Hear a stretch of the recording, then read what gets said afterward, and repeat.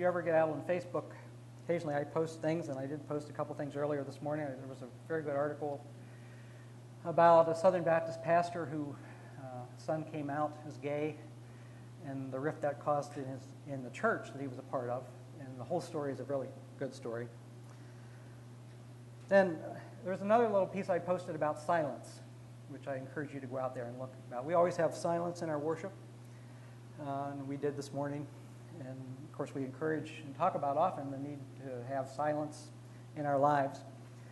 And I posted a link to an article about the history of silence in the church. And I won't talk too much about it except to say that there was a time early in the church when silence was encouraged.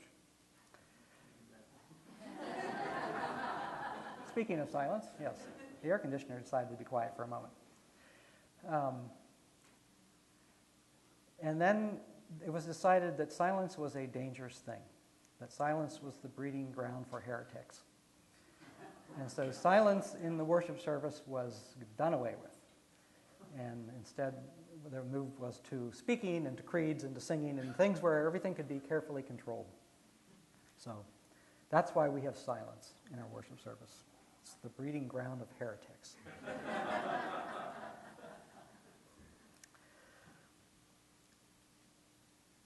During the month of July, it's my intention to offer some reflections that will fall under the banner of what I would call moving beyond the culture wars. If you pay any attention to current events in our country, you know that we are and have been now for many years locked in this seemingly endless struggle over one difficult issue after another. Back in 1991, James Davison Hunter, who's a sociologist at the University of Virginia, published a book called Culture Wars, The Struggle to Define America. And he described what he saw as a dramatic realignment and polarization that has transformed American politics and culture. And he talked about the increasing number of hot-button issues that divide us, that just come up one after another and then keep coming up over and over again. Abortion, gun politics, separation of church and state, privacy, recreational drug use, homosexuality, censorship issues. And he talked about how these are not only divisive issues, but that we have become a divided society and on each issue, we're all together on one side or the other on most of these issues. And we're not divided anymore on religion, we're not divided on ethnicity, on social class, or even so much political affiliation, although I think that has changed some since this was written. But more, we're divided along ideological worldviews. And the cultural wars have increasingly defined how we consume news media. I mean, we don't typically just go out anymore to get the news, but we go out there to get our ideological fix and to listen to points of view that we agree with. Virtually every piece of legislation that is dealt with in Congress or in our state legislature gets a piece of culture war baggage attached to it, whether it's germane or not, so that on each piece of legislation we can argue once again about these issues. And we seem to be unable to get beyond that. And the culture war has certainly made its mark in the church, as almost every denomination has either picked a side or has been torn apart by the struggle because they have people on both sides of these issues.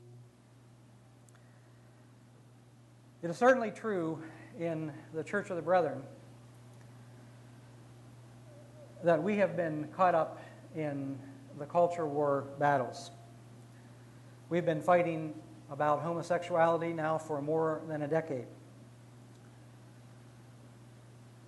This coming week, the Church of the Brethren has its annual conference.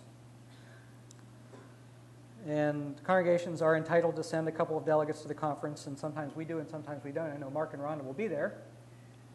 Last year, Jerry was there as a delegate. Jerry Lefevre was there as a delegate. It's no surprise that we are divided in our denomination over these issues. We we have a fair amount of diversity in our denomination. We are mostly conservative, but we have a fairly strong contingent of those who are more liberal. And what is concerning to me and to others is not so much that we have our differences, but that we increasingly bring the culture war mentality with us to our debates. And that mentality is kind of a take no prisoners mentality. There can be no compromise because there is only black and white. There's only good guys and bad guys, and we know which we are. And the other side knows which it is, too. There comes with this mentality a great temptation to demonize people on the other side and to see every single issue as one more battle on the culture wars in which we must fight it out, and to see every selection of a leader as a need to have a litmus test for this person. Are they with us or are they against us? And if they are against us, then they must not be a good person. They cannot be one of our leaders. Well, I have strong convictions about every one of these hot button issues. Of course, like all of you, I know I'm right. And that's not true. I also have some fairly high expectations that when we come together in a place like this, and in our faith communities, that we will leave the culture war mentality behind.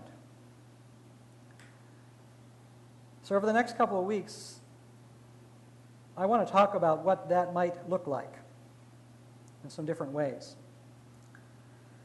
And today I'm actually going to be borrowing from someone else liberally. I'm going to be reading much of a paper and then commenting about it as I go along. This is a selection of a paper that was written by a retired Church of the Brethren minister and leader in the church. His name is Earl Fike, who wrote an article for what is the Church of the Brethren scholarly publication, Brethren, Life and Thought. I had Earl as a seminary professor on preaching whenever I was in seminary. I can say that at the time he didn't help very much, but it did eventually catch. He wrote a paper a few years ago that's called The Recovery of Brethren Forbearance. So this is a paper, as I read through it, it's going to get into a little bit of the Church of the Brethren story and the issues that have divided us and some of the history of the Brethren, but it's also germane to almost every other discussion that we have about this issue, whether we're in this denomination or anywhere else. And this paper pretty much is addressed to the issue of what happens when we find ourselves in these battles and one side has power to make decisions and the other side finds itself in a minority and it does not have power. And what does the group that has power, how do they deal with the group that does not have power? So I'm going to begin to read a little bit of this paper. There has been a significant change in the way congregational and annual conference conversations have proceeded in the last decade or so. Let me stop right there and explain that in the Church of the Brethren, we are very strongly congregational in our orientation, but not totally congregational. And what I mean by that is that congregations have the ability to find their own pastor. There's no bishop or anyone who appoints a pastor to come in and into the church or anything like that. And we have a freedom to conduct our life as we see fit. However, we are encouraged through our participation in Church of the Brethren to listen to the denomination. And in most ways, we actually do that. I mean, the denomination is historically a peace church, and we are a peace church. And there's a number of ways that we, in our theology and the way we live out our lives, we follow the denomination. But we, like other congregations, don't.